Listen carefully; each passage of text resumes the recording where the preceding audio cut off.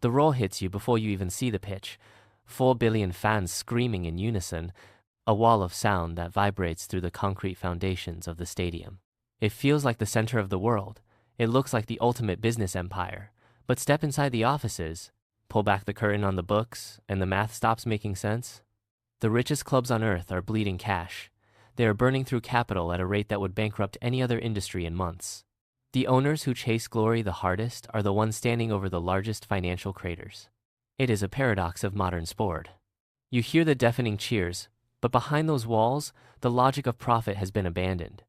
Every victory on the field is being bought with a deficit that grows faster than the ticket sales. You are standing in the middle of a high-stakes machine that consumes its own fuel to stay running. The scoreboard says one thing, but the ledger tells a much darker story. The empire is not built on gold. It is built on a gamble that refuses to stop. To enter this game, you must first survive the minor leagues. A mid-level championship team will cost you up to $200 million. You walk into that deal inheriting a stadium, a squad, and a fan base that is ready to revolt the moment you raise a ticket price by $5. It is a grueling, low-margin grind. But move your sights to the Premier League, and the baseline shifts entirely. The entry fee leaps beyond the $1 billion mark. When investors drop $2.5 billion for a mid-table side, they are not buying trophies. They are buying a seat at a table where the stakes are global and the risks are absolute. This is no longer a passion project for a local benefactor. It is a high-stakes gamble played in the spotlight of the international stage. You are betting billions on a system that demands constant, aggressive reinvestment just to maintain a position. The cost of admission is merely the starting line of a race that never finishes. You are now a player in a volatile, unforgiving market where the price of entry is only the first of many overwhelming demands. Once inside the circle, the money flows through three massive pressurized pipes. First, the broadcasting rights, a colossal pool of capital distributed across the league. Second, the matchday gate receipts, the steady pulse of physical attendance. Third, the global commercial deals, where logos and brands capture the eyes of millions. The sheer scale of these inflows is staggering. Even the team finishing at the absolute bottom of the table banks over $100 million from television money alone. It is a baseline of wealth that would sustain any other business for decades. A top-tier club pulls in nearly $1 billion annually, a figure that dwarfs most multinational corporations. You might assume this guarantees stability. You might assume this makes the clubs invincible. But the moment the check clears, the pressure begins. Every dollar earned is immediately earmarked for the next cycle of competition. The revenue is not profit, it is fuel for an engine that never stops accelerating. Before the ink on the broadcast contract is even dry, the pressure to spend that cash to stay relevant begins to cannibalize the entire enterprise. The money enters the system, but it never sits still. So, where does the money go? It does not sit in a vault, and it does not fund long-term infrastructure. It vanishes into the infinite, hungry maw of player wages. There is no salary cap to act as a dam, so clubs engage in a relentless, brutal arms race. Consider Manchester City. They pour $400 million into player salaries every single year, regardless of whether they lift a trophy or finish empty-handed. This is not a choice. It is a baseline requirement for participation. If you refuse to pay, your best players leave, your performance drops, and your revenue streams begin to dry up. It is a logic that defies traditional business models. In any other industry, high costs are balanced against controlled output. Here, the cost of talent is disconnected from any predictable return on investment. The entire budget is consumed by the race to outbid rivals for the same pool of elite performers. Every dollar of revenue is instantly cannibalized by the escalating demand for higher wages.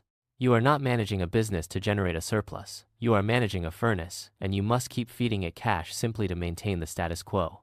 The profit margin is the first casualty of this endless high-speed competition.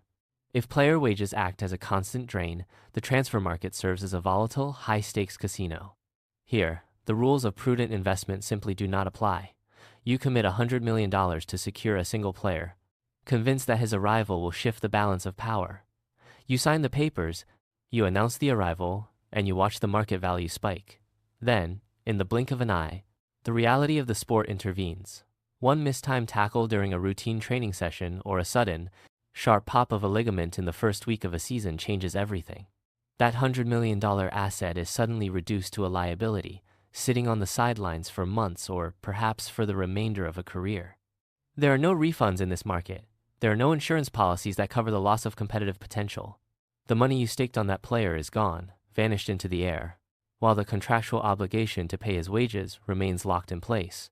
You are betting your entire season on the physical integrity of a human body, an asset that can break without warning. There is no protection, no guarantee of performance, and absolutely no safety net when the gamble fails to yield a return. The history of the sport is littered with the ghosts of those who ignored the math. Ambition is a powerful engine, but when it outpaces the cold reality of the scoreboard, it becomes a wrecking ball. Consider Leeds United.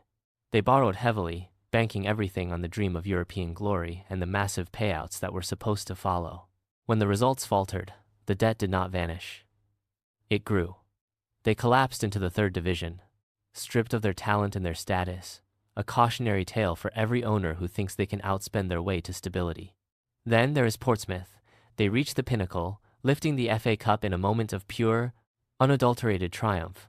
Yet, behind the scenes, the wages were spiraling, completely untethered from the club's actual revenue. They spiraled into administration, their dreams of greatness replaced by the bleak, bureaucratic reality of insolvency. These are not isolated anomalies. They are the inevitable result of a system where the desire for victory is used to justify financial recklessness. Every dollar spent on glory is a dollar that must eventually be accounted for.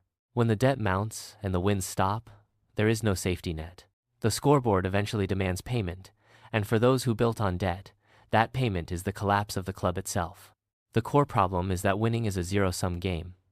At the end of every season, there is only one champion.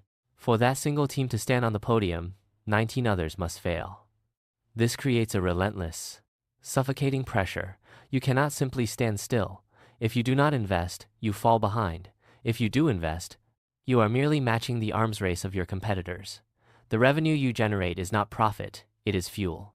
It is immediately swallowed by the escalating costs of trying to stay relevant. You are trapped in a loop where growth is cannibalized the moment it appears. Every sponsorship deal, every ticket sold, every television payment is funneled back into the machine to prevent total collapse. You are not managing a business that produces a surplus. You are managing an asset that must consume its own profit just to survive another year. It is a treadmill where you must sprint at maximum speed just to remain in the same position. If you stop, the league leaves you behind. If you keep running, you are effectively burning your own capital to buy another season of competition. There is no finish line, only the next cycle of spending, and, for 19 teams, the math of victory remains permanently out of reach.